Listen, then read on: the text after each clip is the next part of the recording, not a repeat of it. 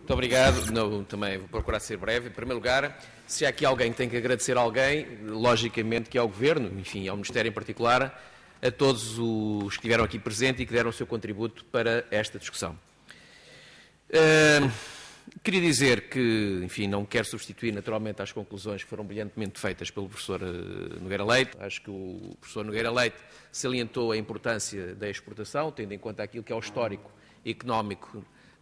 do país nesta matéria e, logicamente, que a resposta não apenas à crise atual, mas também a resposta às necessidades de uma sustentabilidade do próprio processo de crescimento em Portugal passa necessariamente pela exportação, passa necessariamente pela competitividade da economia e, naturalmente, que os portos são fatores fundamentais da competitividade da economia e essa é a preocupação com que nós aqui estamos. Naturalmente que sempre se falou e sempre tem que ser dada, e sempre tem que ser, todos os investimentos que estão feitos têm que ser abordados numa perspectiva, enfim, de eficácia, de resultados, de custo-benefício, mais do que nunca, esta racionalidade e esta sustentabilidade dos investimentos tem que ser vista no contexto atual. Quer dizer, ela tem que estar sempre presente, mas é óbvio que o contexto atual obriga a que sejamos mais rigorosos, mais exigentes em matéria de racionalidade e em matéria de sustentabilidade dos investimentos. Aliás, eu tive há pouco aqui a ver, assim por alto, os investimentos que foram feitos desde 2008 no Porto. Enfim, há sempre o risco de falar em números. De qualquer forma, nós chegámos aqui à conclusão que nos últimos anos, entre 2008 e até 2013, 2014, há um total de investimento na casa dos 250 milhões de euros aqui no Porto. Não apenas investimento de natureza pública, mas também investimentos privados, de operadores, etc., que estiveram associados às próprias melhorias das condições do Porto. Mas, portanto, acho que é importante termos este número presente, 250 milhões de euros, que é, enfim, um investimento relativamente significativo. E, portanto, todos temos o direito de exigir que este investimento seja reprodutivo, não é? Que permita gerar ganhos de eficiência, que permita gerar fatores, ou permita gerar ganhos de competitividade, a nível geral, que permita recuperar, não apenas em termos privados, mas também recuperar em termos do próprio país, da própria economia, o investimento e a aposta que aqui foi feita. Isto para dizer também que, naturalmente, que é salutar, enfim, que as regras de mercado se apliquem à atividade portuária e que os próprios operadores escolham em função da capacidade dos portos de oferecer os serviços nas melhores condições, mas, naturalmente, e tendo em conta que também há investimento público associado, que é fundamental que haja também uma perspectiva de complementaridade e de procurar encontrar em cada porto, em cada situação, enfim, a sua vocação mais específica, não é? Portanto, há aqui um mix de competição, mas simultaneamente de complementaridade, que nem sempre é fácil de resolver, mas tem que estar presente. Ou seja, nós não podemos estar em todo o lado a fazer os investimentos procurando exatamente fazer a mesma coisa e obter os mesmos resultados, até porque a dimensão da nossa economia, enfim, é a dimensão que nós sabemos e, de certa maneira, a dinâmica dos portos também reflete a própria dinâmica económica geral, embora é evidente que os portos também tenham que largar e ultrapassar a dinâmica da economia, tendo em conta que podem alargar os seus interlands, podem gerar outro tipo de tráfegos e é importante para a atividade da atividade portuária propriamente dita, não é? Portanto, há aqui alguns graus de liberdade que também não podem ser desperdiçados, o que passa, naturalmente, pelas acessibilidades, quer marítimas, quer terrestres, rodoviárias, ferroviárias, etc., que é outra preocupação fundamental deste momento do Governo. Queria também chamar a atenção para várias pessoas chamaram aqui a atenção para um aspecto que é um aspecto que nos deve preocupar e que no encontro Export vamos procurar também dar uma atenção especial, que é o problema das redes transeuropeias de transporte. É evidente que, como eu disse, os portos estão ligados à nossa atividade económica, mas os portos também podem passar para além da nossa atividade económica e, conjugando as duas coisas, as ligações internacionais são fundamentais e, particularmente,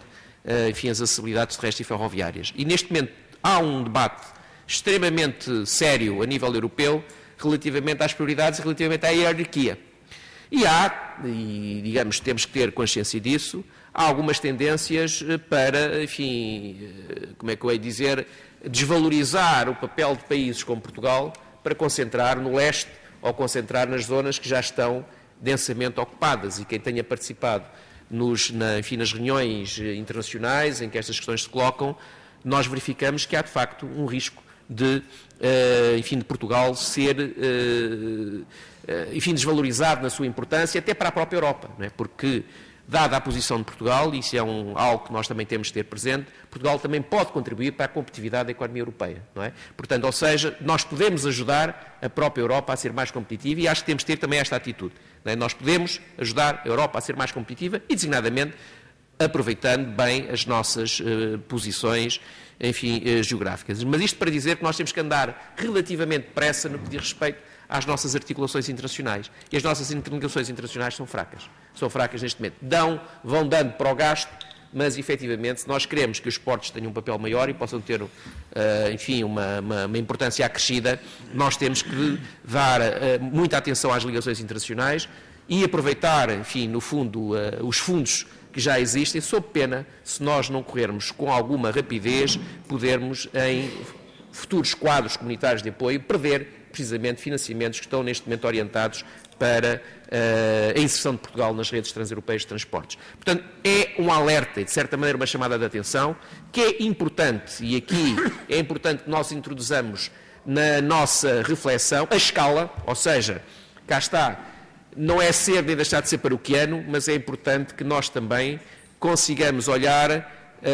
para a realidade dos portos em termos do país, em termos de escala, porque, enfim, se nós não introduzimos este elemento na nossa análise, podemos correr o risco de, a nível local, também perder vantagens que neste momento existem. É, digamos, uma chamada ou uma preocupação final, uma chamada de atenção para a necessidade de nós também termos presente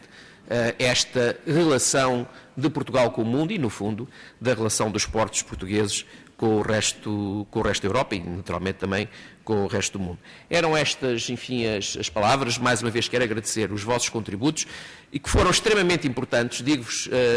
que esta reunião, pelo menos para mim, foi uma reunião muito significativa, sobretudo pela frontalidade com que as pessoas comunicaram e expuseram as suas opiniões. E, independentemente, enfim, de ter havido, eventualmente, aqui ou acolá, maior contradição, mas acho que esta contradição também é extremamente significativa, até porque nestas coisas, atenção,